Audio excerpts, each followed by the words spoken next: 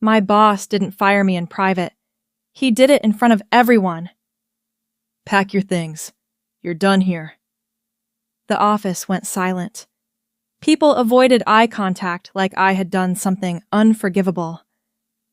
I stood there for a second, processing it.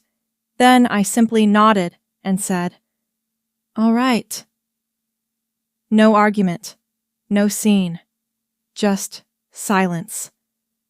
What he didn't know was that this wasn't the end of my story. It was the beginning of his problem. I had worked in that company for 3 years. I was the one fixing late-night issues, handling difficult clients, solving problems nobody else wanted to touch. But I was never the loud one, never the favorite. That title belonged to someone else. Ryan, confident, flashy, always talking like he owned the place. And apparently, now he did, because a week before I got fired, rumors started spreading that he was about to get promoted. Not just promoted, given control over the entire department. I didn't think much of it at first. Office politics, right? But then things started getting strange.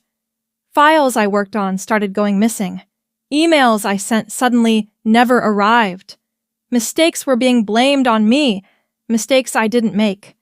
I tried to explain, but every time I spoke, my boss gave me that look, the one that said, "I've already made up my mind." And then came that morning, the meeting room. Everyone present, my boss standing at the front like he was delivering some important announcement. "We need accountability," he said. "And sometimes that means letting people go." Then he looked straight at me. "Pack your things." That was it. Just like that, 3 years of work erased in one sentence. I walked out calmly, but inside, something had already clicked. Because, unlike them, I had receipts.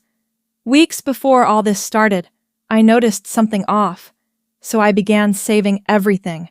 Emails, logs, backups, conversations. I didn't confront anyone. I didn't warn anyone. I just kept collecting, because deep down, I knew something wasn't right. That night, sitting in my small apartment, I opened my laptop and went through everything again. And that's when it became clear. Ryan hadn't just taken credit for my work.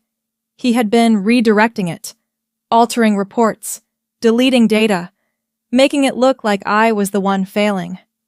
And my boss? He never checked. He just believed what was easier to believe.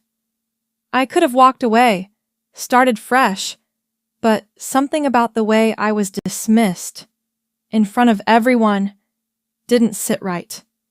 So, instead, I made one call. A former client. Someone who trusted me, not the company.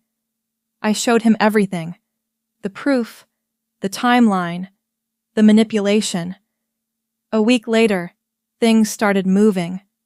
Quietly at first. Then, all at once. That same office, the one I walked out of, was now under review. Audits, internal checks, questions nobody could answer. And Ryan, the confident guy who thought he had everything under control, he started slipping. Stories didn't match. Numbers didn't add up. And eventually, the truth came out. It wasn't dramatic, no shouting, no big scene, just facts. Cold, clear facts. He was removed, immediately. And my boss? For the first time, he didn't look confident. A few days later, I got a call. "We'd like to talk," he said. I almost laughed, because now the roles had changed. I walked into that same office again, same room, same table, but this time, I wasn't the one being judged.